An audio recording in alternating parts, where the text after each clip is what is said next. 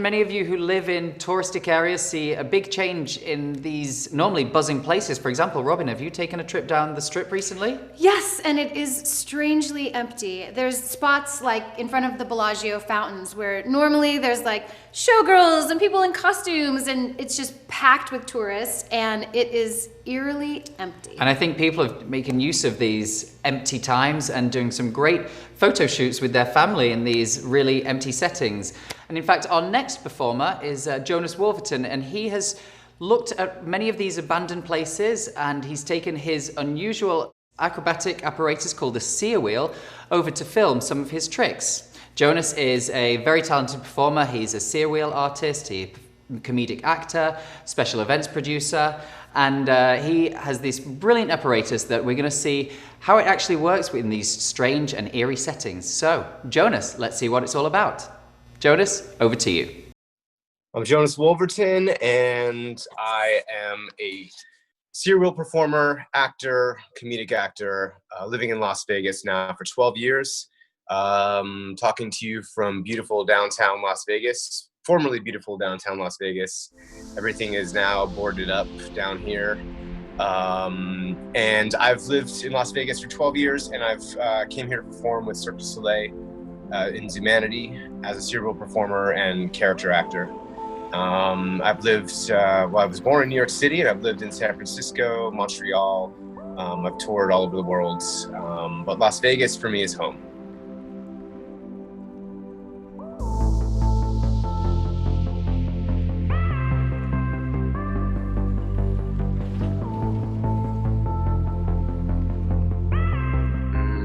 My hashtag or my handle is @ZuPunkCirque. It's ZUPUNKCIRQUE, and that's on Instagram. And my website is jonaswoolverton.com. That's JONASWOOLVERTON.com. So are sear wheels specifically made for the person who's going to be using them? Do they have to be made to that size?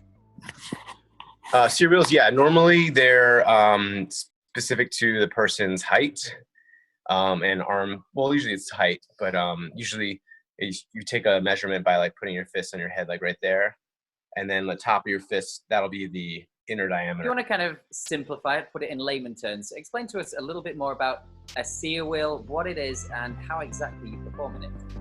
Sear wheel is an apparatus that was originally created by Danielle Cyr, CYR, and it's a metal ring, and there's usually a thin layer of PVC around it that allows you to grip the surface that you're on and spin continuously.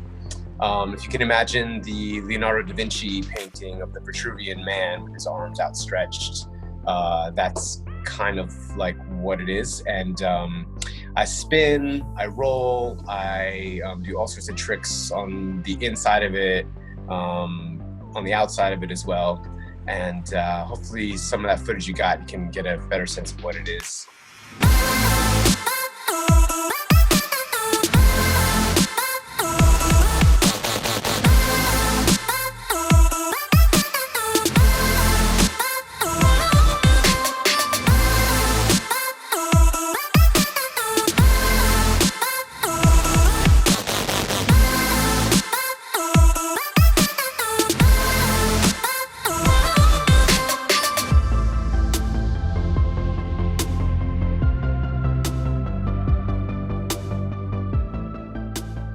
And a lot of people, including myself actually, often ask, how is it that you never actually run over your fingers if you're holding on to this thing and rolling down? Is there a special trick that you can show us there? Yeah, basically I just run over my fingers and continuously, and then I just dip them in a bucket of ice afterwards.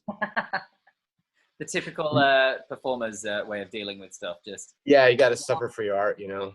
No, actually what I do is it's like opening and closing your hands. It's kind of like pushing on the inside, and or if you're coin spinning, you're kind of like doing this, and then so you're not actually. I mean, my fingers actually do touch the ground very slightly, but just kind of opening and closing your hands at the right time. And when you're learning, you run over your fingers a couple of times, and you learn the right timing. Yeah, I'm sure there's a few trial and error mistakes in there. For the sure. initial stages of learning a sear wheel. Do you actually have the sear wheel there at all, or? Oh, Yeah, I do. sorry. I've got a couple sear wheels. You can look down my hallway. I've got live in an apartment, and there they are. There's the one I use for the shoot. There's the red one I use on stage, and this one's just like a funky hybrid steer wheel / German wheel. And I've got all sorts of wheels. I got a small wheel for my son as well that we use. It's about half size. Okay, and you also perform in the LED sear wheel that we have some great footage of. Can you explain to us a little bit about that technology and how that works? Sure. So I was hired by Volta Creative here in Las Vegas to perform an LED sear wheel. It's basically LED lights on the sides of the sear wheels, like kind of built in. All the technology is built into the wheel itself and connected through and programmed on the inside. And it's pretty spectacular. You can program it to music based on timing. You can program it, based on each production. You can reprogram. So yeah, that's a relatively new development in the past year that I've been collaborating with the creator of the LED steer wheel.